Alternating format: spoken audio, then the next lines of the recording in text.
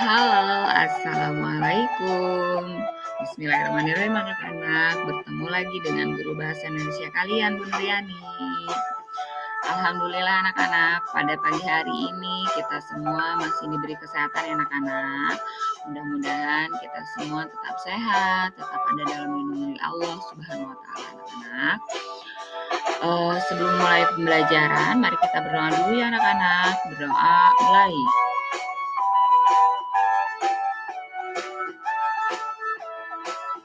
Berdoa selesai anak-anak. Pada pembahasan materi minggu ini, kita akan melanjutkan pembahasan pada minggu kemarin ya tentunya. Masih tetap tentang teks deskripsi. Tapi pada minggu ini kita akan membahas tentang struktur teks deskripsi dan kebahasaan dari teks deskripsi. Struktur teks deskripsi dibagi menjadi 3 bagian anak-anak. Pertama ada identifikasi yang isinya merupakan berisi nama objek yang akan dideskripsikan. Lalu yang kedua, deskripsi bagian. Deskripsi bagian itu berisi perincian bagian objek yang diperinci berdasarkan tanggapan subjek si penulis. Lalu yang ketiga merupakan simpulan ya anak-anak. Jenis pengembangan deskripsi bagian. Di sini ada 4 jenis pengembangan dari deskripsi bagian. Yang pertama, deskripsi bagian berdasarkan ruang. Berisi perincian bagian-bagian objek yang dideskripsikan. Dapat juga menyebutkan nama ruang dan ciri-cirinya. Yang kedua, deskripsi bagian berdasarkan bagian-bagian objek.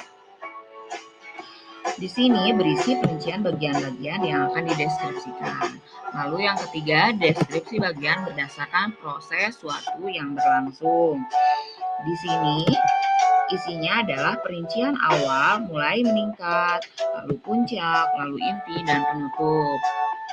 Yang keempat, deskripsi bagian berupa pemfokusan.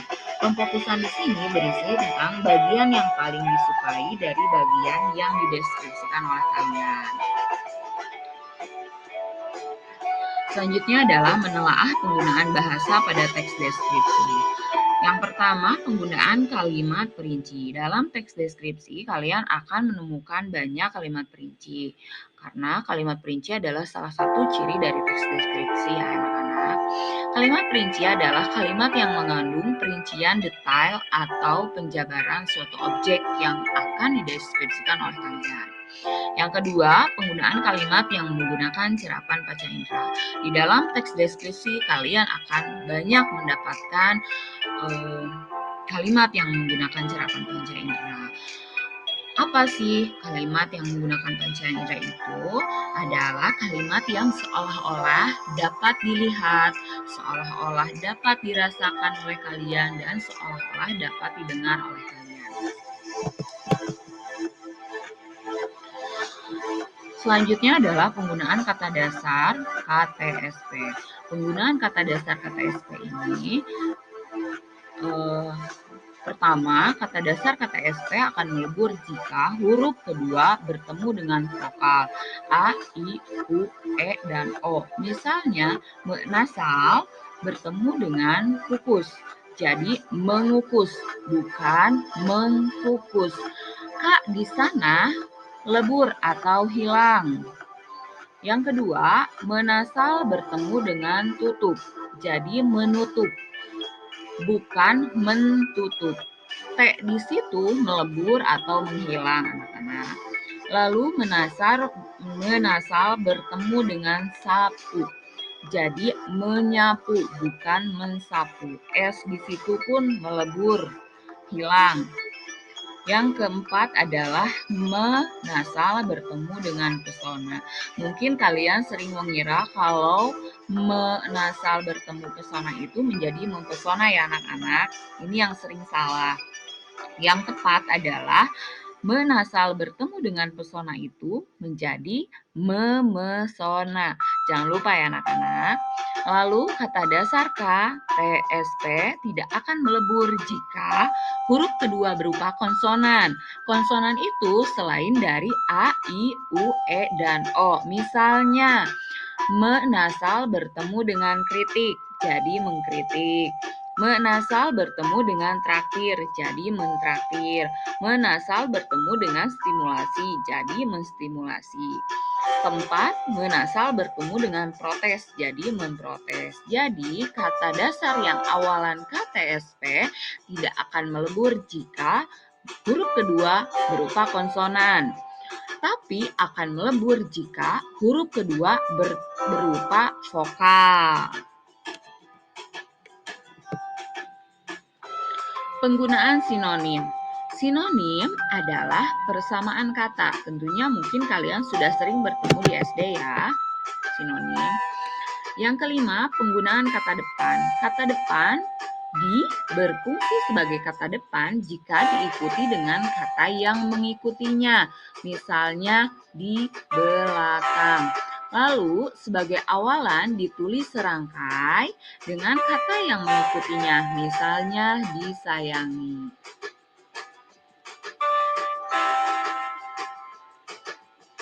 Yang keenam adalah penggunaan kata khusus.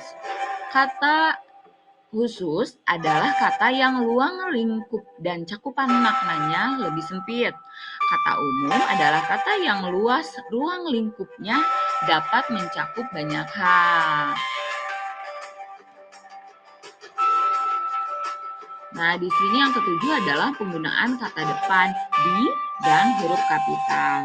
Apabila yang ditunjuk berupa nama tempat, maka nama tempat tersebut ditulis dengan huruf kapital. Misalnya di Lombok. KL di situ atau awal kata tempat di situ menjadi huruf kapital ya. Lalu, apabila yang ditujukan adalah arah, maka setelah kata depan ditulis dengan huruf kecil. Misalnya di bagian barat. B atau bagian di situ hurufnya kecil. Lalu yang kedelapan adalah mendaftar kalimat bermajas. Majas yang akan Ibu bahas di sini hanya 2 jenis. Sebenarnya majas banyak ya anak-anak, tapi di dalam teks deskripsi ini kita akan membahas 2 majas. Yang pertama adalah majas asosiasi. Majas asosiasi adalah majas perumpamaan atau membandingkan 2 hal yang berbeda namun dinyatakan sama. Biasanya menggunakan kata bagaikan, seumpama, laksana, seperti, dan masih banyak lagi. Lalu, jika majas personifikasi adalah majas yang membuat benda mati seolah-olah memiliki sifat bernyawa atau hidup seperti manusia ya anak-anak.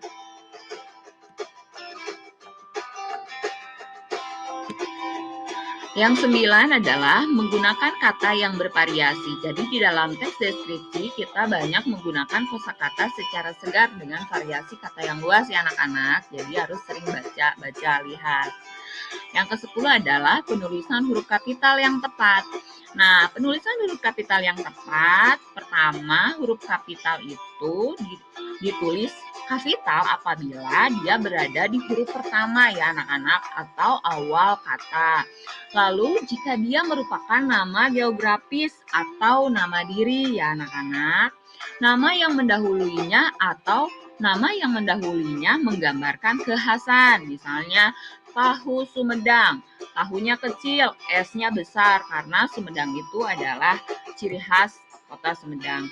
Lalu ukiran Jepara, ukirannya kecil, J-nya besar karena Jepara adalah nama daerah ya anak-anak.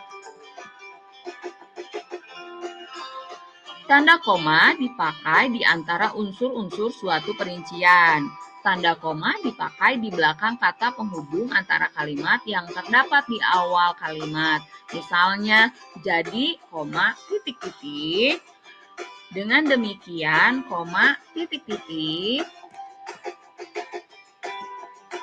Alhamdulillah anak-anak, terima kasih sudah mendengarkan pembahasan pagi ini anak-anak.